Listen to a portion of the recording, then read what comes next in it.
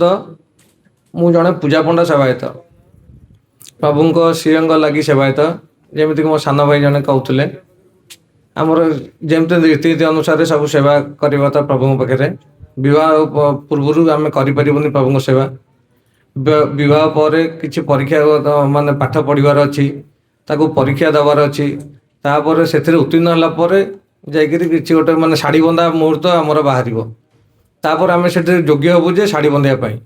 ଏମିତି ବି ଲୋକ ଅଛନ୍ତି ବହୁତ ଥର ପରୀକ୍ଷା ଦେଇକି ବି ପାସ୍ କରିପାରିନାହାନ୍ତି। ସେଇଟା ପ୍ରଭୁଙ୍କ ଦୟାରୁ ଆମେମାନଙ୍କର ହେଇଯାଇଛି କେମିତି। ଆଉ ତା ସହିତ ପୂଜା ପଣ୍ଡାଙ୍କ କାମ ସବୁଠୁ ଅଧିକ କଠିନ ଥାଏ। ଭାଇ ମୋର କହୁଥିଲେ ସବୁ ତ ରୀତି କହିଲେ ଭଗବାନଙ୍କର, କିନ୍ତୁ ଏଇ ଯେଉଁ ଗୋଟେ ଏଇ ଗରମ ଦିନ ପ୍ରଭୁଙ୍କ ତ ଏଠି ମାନବୀୟ ଲୀଳା ନା। ମାନବୀୟ ଲୀଳାରେ ପ୍ରଭୁଙ୍କର ସବୁ ମଣିଷ ମରେ ପ୍ରତ୍ୟେକ କାମ କରନ୍ତି। ଯେମିତି ଗରମ ଦିନ ହେଲେ ଏଇନେ ବର୍ତ୍ତମାନ ଗରମ ଦିନ ଚାଲିଥିଲା, ପ୍ରଭୁଙ୍କର ଗୋଟେ ସ୍ୱତନ୍ତ୍ର ନୀତି ଗୋଟେ ଚାଲୁଥିଲା, ଆଲଟ ଲାଗି ନୀତି। ଏ ପ୍ରତ୍ୟେକ ମାନେ ଭୋଗ ମଣ୍ଡପ ସରିଲା ପରେ ପ୍ରଭୁଙ୍କର ଆଲଟ ଲାଗି ନୀତି ଗୋଟେ କରାଯାଏ। ମାନେ ଚାରିପଟେ ପୁରା ଅନ୍ଧାର ରହିବ, ଲୋକ ସବୁ ଶୋଧ ହୋଇଯିବେ, ବାହାରକୁ ବାହାରି ଯିବେ। ତା ଭିତରେ ସିଙ୍ଗାରୀ ଭଗବାନଙ୍କୁ ମଇଲମ କଲା ପରେ ସେମାନେ ଆଲଟ ଲାଗି କରିବେ, ତାପରେ ପୂଜା ପଣ୍ଡା ମାନେ ଆଲଟ ଲାଗି କରିବେ। ଏଇଟା ଦିନକୁ ଦିଥର ନାକେ ହୁଏ। ଗୋଟେ ଥର ଏଇ ସକାଳ ମାନେ ଭୋଗ ମଣ୍ଡପ ପୂଜା ସରିଲା ପରେ, ଆଉ ଗୋଟେ ଥର ସନ୍ଧ୍ୟାବେଳେ ସନ୍ଧ୍ୟା ଧୂପ ପୂଜା ସରିଲା ପରେ। ଏଇ ଗରମ ଦିନରେ କେବଳ ସେଇଟା ହୁଏ। ଆଉ ସେଇଟା ସବୁ ଏଇ 42 ଦିନ ଯେଉଁ ହୁଏ, ଏଥରକ ମଳ ମାସ ଯୋଗୁଁ ସେଇଟା 72 ଦିନ ହେଇଗଲା, ଆଉ ମାସେ ଅଧିକ ହେଲା। ଏ ମଳ ମାସ କ'ଣ? ଏ ମଳ ମାସ ହେଲା ସ୍ୱତନ୍ତ୍ର ମାସ। ଏଇଟା ପ୍ରଭୁଙ୍କର ମାସ। ଏଇଟା ଏଇ ମାସରେ ସେ ଯେଉଁ କୁହନ୍ତି ଏଇଟା ଫମ୍ପା ମାସ କି ଅଧି ମାସ, ପୁରୁଷୋତ୍ତମ ମାସ। ଏଇଟା ହେଲା ପ୍ରକୃତରେ ପୁରୁଷୋତ୍ତମ ମାସ। ପୁରୁଷୋତ୍ତମ ଠାକୁରଙ୍କର ପୂଜା କରାଯାଏ, ଆଉ କାହାର କିଛି ହଏନି ଏଠି। ଯେମିତି ବିବାହ ବ୍ରତ ସବୁ ନାନାଦି କାର୍ଯ୍ୟକ୍ରମ କିଛି କରାଯାଏନି ସେଇ ସମୟରେ।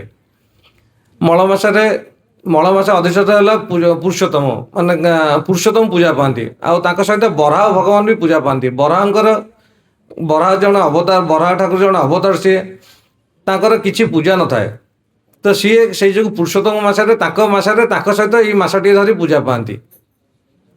ଆଉ ଏଇ ଯେଉଁ ମାସ, ଏଇଟା ଗୋଟେ ଛୋଟିଆ ମନ୍ଦିରଟେ ଅଛି, ଆପଣ କି ଯାଇଥିଲେ ଜାଣିଥିବେ।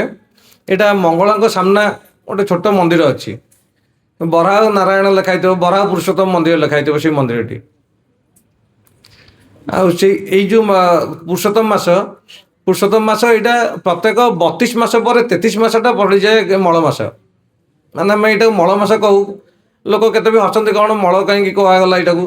ଏଇଟା ହେଲା ମାସ ମାନଙ୍କର ମଳ। 32ଟା ମାସ ଗଲା ପରେ ଯେମିତି ସବୁଠୁ ଲାଷ୍ଟ ମାସଟା ଯେଉଁଟା ଥାଏ, ଏଇଟା ଭଗବାନଙ୍କ ସୃଷ୍ଟିର ମାସ ନା। ସେ ଯୋଗୁଁ ଏଇ ମାସରେ ଯେମିତି ହିରଣ୍ୟକଶ୍ୟପ ମାରିଥିଲେ ଭଗବାନ, ଏଇ ମାସ ସୃଷ୍ଟି କରିକିରି। ତ ଏଇ ମାସରେ ପୁରୁଷୋତ୍ତମଙ୍କର ପୂଜା କରାଯାଏ। ଆଉ ଏଇଟା ଗୋଟେ ଧର୍ମ ମାସରେ ଗଣାଯାଏ। ମାନେ ଆପଣ 3 କାର୍ତ୍ତିକ ମାସରେ ଯେତେ ଧର୍ମ ପାଇବେନି, ଏଇ ମାସରେ ସବୁଠୁ ଅଧିକ ଧର୍ମ କରନ୍ତି। ଆଉ ଏଇ ମାସରେ ହେଲା ସ୍ନାନ ଆଉ ଦାନର ମାସ। ଏଇଟା ଆପଣ ଯେତେ ଯୁଆଡ଼େ ବୁଲିକିରି ସ୍ନାନ କରିପାରନ୍ତି, ଯାହା ବି କରିକି ଆପଣ ଦାନ କରିପାରନ୍ତି। ଏଇ ମାସର ମୁଖ୍ୟ ଜିନିଷ ଏଇଟା। ଆଉ ସେଠି ଏ ଯେଉଁ ପୁରୁଷୋତ୍ତମ ମାସରେ ଯେଉଁ ପୁରୁଷୋତ୍ତମ ଭଗବାନ ବରାହ ଭଗବାନ ରହିଲେ, ସେଠି ତାଙ୍କର ଦିନକୁ ମାନେ ଏଇ ଯେଉଁ 30 ଦିନରେ 30 ପ୍ରକାର ଫଳ, 30 ପ୍ରକାର ଫୁଲ ଲାଗି କରାଯାଏ। ଆଉ ଯେଉଁ ବାକି 32 ମାସ ଯାକ ତାଙ୍କର ମାନେ ପୂଜା ନାହିଁ, ପାଣି ନାହିଁ, ଫୁଲ ନାହିଁ, କିଛି ଜମା ନାହିଁ। କିନ୍ତୁ ପୁଣି ଭଗବାନ ସ୍ୱୟଂ ବିଷ୍ଣୁ ନା, ସିଏ ନାରାୟଣ ସ୍ୱୟଂ ବିଷ୍ଣୁ, ସିଏ ପୁରୁଷୋତ୍ତମ ଯିଏ, ସିଏ ପୁଣି ଭଗବାନ ତାଙ୍କ ଜାଗାକୁ ପଳାନ୍ତି। ତାଙ୍କର ଆଉ କିଛି ସେଠି କରାଯାଏନି, କେବଳ ଏଇ ମଳ ମାସରେ ତାଙ୍କରି ପୂଜାଟା କରାଯାଏ, ଯେହେତୁ ସେଇଟା ସୃଷ୍ଟି ତାଙ୍କ ମାସ। ଆଉ ମାନେ ବହୁତ ଲୋକ ସେଠି ଯେମିତି କାର୍ତ୍ତିକ ବ୍ରତ କରନ୍ତି, ଏଇ ମାସଟାକୁ ସେମିତି ବସିକି ବ୍ରତ କରନ୍ତି। ବ୍ରତରେ ସେମାନେ ସବୁ ଯେମିତି ହବିଷ ଖାଇବା କଥା ହବିଷ ଖାଆନ୍ତି। ଏଇ ଯେଉଁ ପ୍ରତ୍ୟେକ ଦିନ ଗୋଟେ ଫଳ, ମାନେ ଆଜି ଆମ୍ବ ଦେଲେ, କାଲି ନଡ଼ିଆ ଦେବେ, କଦଳୀ ଦେବେ, ଏମିତିକି 30ଟା ଫଳ। ସେମାନେ କାହାର ତ ଏଇଟା ମନେ ରହେନି ନା, ସମସ୍ତେ ଏଇଟା ସବୁ ଲେଖିକି ରଖନ୍ତି ଯେ ଆଜି ଆମେ ଏଇଆ ଦେଲୁ, ଆଉ କ'ଣ କେତେଟା ଅଛି। ବହୁତ କଷ୍ଟ ଏଇଟା, କିନ୍ତୁ ଲୋକ ଖୋଜିକି ପାଇବାଟା ବହୁତ କଷ୍ଟ। ଲୋକ ବହୁତ ଖୋଜିକି କଷ୍ଟ କରିକି ନେଇକି ଆସନ୍ତି ବ୍ରତ ଧର୍ମ ପାଇବା ପାଇଁକା। ଏ ମାସଟା ସାଧାରଣତଃ 33 ମାସରେ ପଡ଼େ। ସମସ୍ତେ ମାନେ ବଳିତା ଧରିକି ଆସିବେ 32ଟା ସହିତ, ତାର ଗୋଟେ 33 ମାନେ ସେଇଟା ଗୋଟେ ବନ୍ଧା ହେଇଥିବ।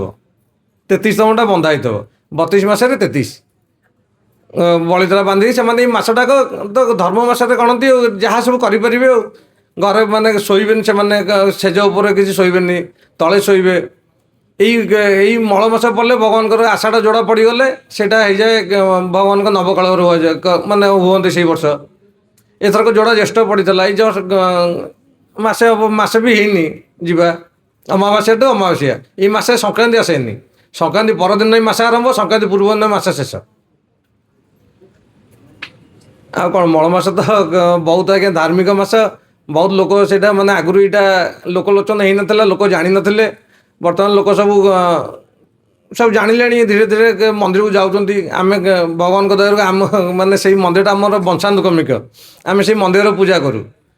ଆଉ ସେଇଟା ଆମେ ଦେଖୁଛୁ ବହୁତ ମାନେ ଆଗରୁ ମୁଁ ଯେତେବେଳେ ଛୋଟ ପିଲାବେଳେ ଯାଇଥିଲି ସେତେବେଳେ ଲୋକ କିଛି ନଥିଲେ।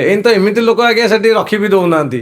ଆଉ ଏ ମାସେ ସମସ୍ତେ ଆସନ୍ତି, ଫଳ ସବୁ ସେଠି ଚଢ଼ାନ୍ତି ଭଗବାନଙ୍କ ପାଖରେ।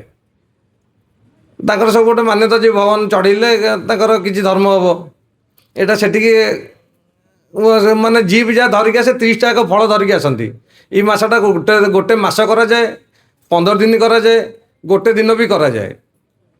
ଆଉ ୟାର ବି ପଞ୍ଚୁକ 5 ଦିନ ଅଛି, ଶେଷ 5 ଦିନଟା ପଞ୍ଚୁକ କୁହାଯାଏ।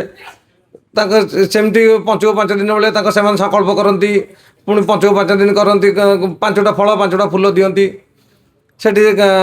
ତାପରେ ଯେମିତି କାର୍ତ୍ତିକ ମାସରେ ଯେମିତି ଉଜେଇବା କଥା, ସେମିତି ଲାଷ୍ଟ ଦିନ ମାନେ ଅମାବାସ୍ୟା ଦିନ ସେମାନେ ତାଙ୍କର ଉଜେଇକିରି ପୁଣି ତାଙ୍କର ବ୍ୟବସ୍ଥା କରନ୍ତି। ତା ପରଦିନ ତାଙ୍କ ଛାଡ଼ ହେଇଥାଏ। ଏମିତି ମଳ ମାସର। ଆଉ ଯେହେତୁ ଆମେ ଜଣେ ପୂଜା ପଣ୍ଡା, ଆଉ ସେଠି 2 ଥର ନାକେ ଭୋଗ କରାଯାଏ। ମାନେ ଗୋଟେ ସକାଳ ବଲ୍ଲଭ ସରିଲା ପରେ, ଆଉ ଗୋଟେ ସନ୍ଧ୍ୟାରେ ସନ୍ଧ୍ୟା ଧୂପ ପରେ। ଆଉ 2ଟାକ ଭୋଗ ଆଜ୍ଞା 2ଟା ଥାଳିରେ ପଞ୍ଚୋପଚାରରେ ଭୋଗ କରାଯାଏ। ଯେହେତୁ ଆମେ ପୂଜା ପଣ୍ଡା ସେବାୟତ, ଆମେ ପଞ୍ଚୋପଚାରରେ ପୂଜା କରୁ। ଆଗ ମାନେ ଯେତେବେଳେ ଆମର ଜେଜେବାପା ଆଜ୍ଞା କରୁଥିଲେ, ସେମାନେ ଜେଜେବାପା ବି ଥିଲେ ପୂଜା ପଣ୍ଡା, ସିଏ ବି ମାନେ ପାଳି କରିଥିଲେ, ସିଏ ବି ସେତେବେଳେ ପଞ୍ଚୋପଚାର କରିଥିଲେ। ଆମକୁ ବି ସେମାନେ ଶିଖେଇଛନ୍ତି, ବାବା ବି ଆମକୁ ଶିଖେଇଛନ୍ତି, ନାଇଁ ଏଠି ପଞ୍ଚୋପଚାରରେ ପୂଜା ହେବ। ଆଉ ଯିଏ ଯେମିତି ନେଇକି ଆସେ ଗଲେ ଫଳ ଏକା ସିଏ ସବୁ ପୂଜା କରିକି ନେଇକି ପଳାନ୍ତି। କିନ୍ତୁ ଦିଅଙ୍କର ସକାଳେ ଗୋଟେ, ସନ୍ଧ୍ୟାବେଳେ ଗୋଟେ, ଏଇଟା ହେଲା ପନ୍ତିରେ ସେଇଟା ଭୋଗ ହୁଏ, ପଞ୍ଚୋପଚାରରେ ପୂଜା କରାଯାଏ। ଆଜ୍ଞା ଆଜ୍ଞା, ଜୟ ଜଗନ୍ନାଥ। ଧନ୍ୟବାଦ ସାର୍।